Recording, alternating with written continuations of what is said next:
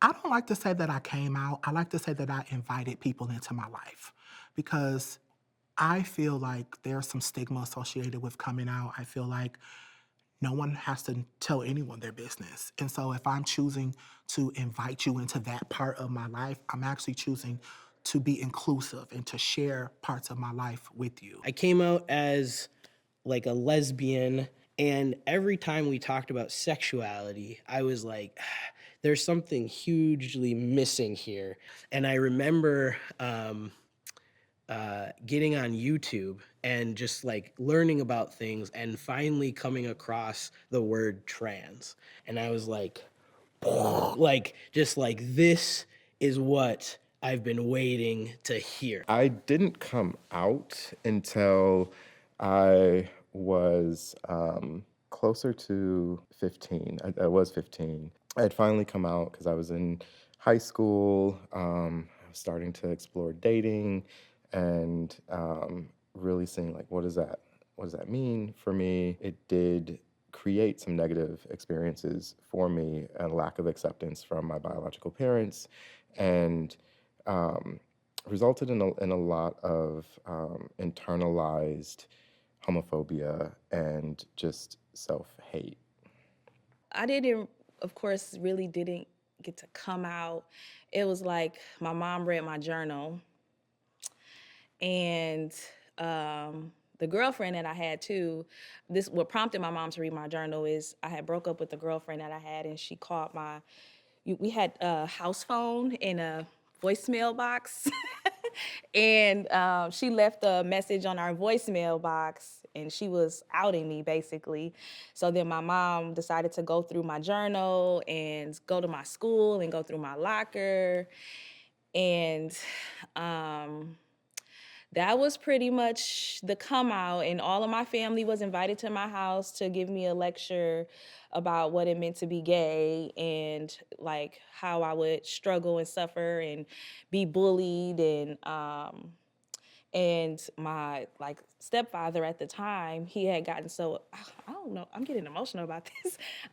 He was so upset about it that he had actually kicked me and my mom out together. When I met my partner, Brenda Coley, we were in our 20s. I think I was 21, 22. We immediately became best friends.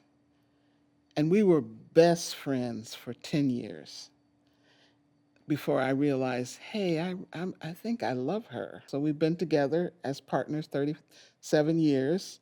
We've been best friends for 47 years. We were closeted for about 3 years. And then I read something that Audre Lorde said. She said a nut's a nut. So, it kind of opened things up for me. So we came out and we told our families, and they didn't respond well. And for many years, in fact, one sister I still don't have a relationship with. But, that's her loss. I came out very weird. Well, I came out but didn't come out. My brother helped me come out.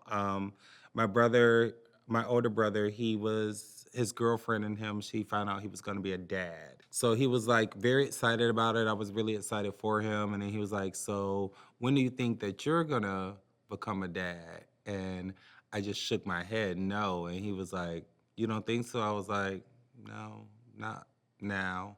He's like, why you think that? And then I just started crying. And I was just bawling, crying. And he looked at me. He was like, are you gay? And I just started shaking my head like, yeah.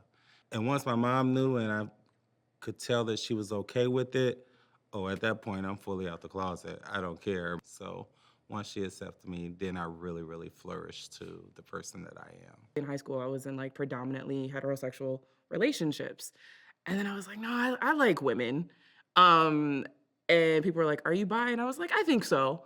And then my friend, a good friend of mine, she started identifying as pansexual.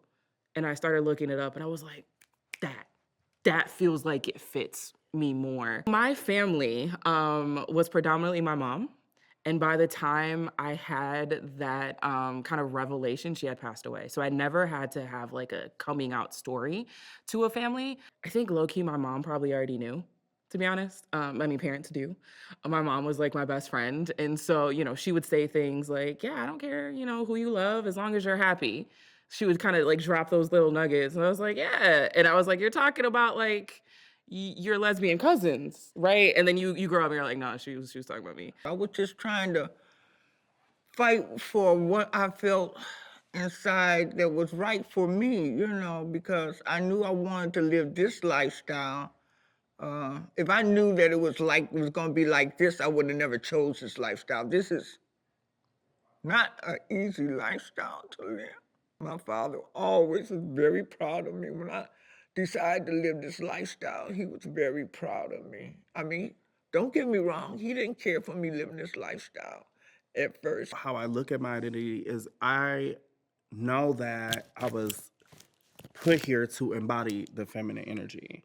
I know that I was created by God to embody the divine feminine, but I also don't think it's a mistake or think it's something bad to have come from one identity and move into another.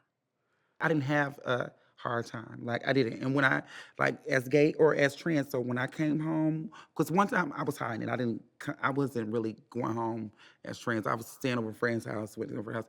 And then it was like, it came to a point where, like, I wanted to go home. And so the first time they see me, they just looked at me and was like, oh, you're pretty. And that was just it. And when people tell me this horror stories about what they go through, I would just be like, wow, well, I could never experience that. Being a queer and trans person makes me magical. Makes me be able to have experiences that no one else in this world can have. There's so many times when people talk about it like it's a tragic thing to like be these things, but actually like it's the coolest thing to be these things. We're not going back. We're not going back into any closets. For me to try to go back to change who I am is impossible. What we need to continue on living this life, to be strong for one another. To be strong for one another.